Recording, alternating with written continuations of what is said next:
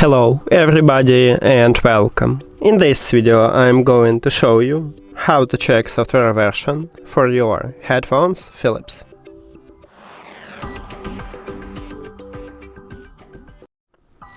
You have to start by open Philips headphones application. Of course, you need to add your headphones to the app, and then you will see the same menu.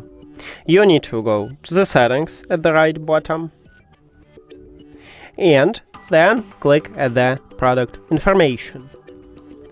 Right here we have software update line, and this one is your current software version, so you can check it right here. And that's it.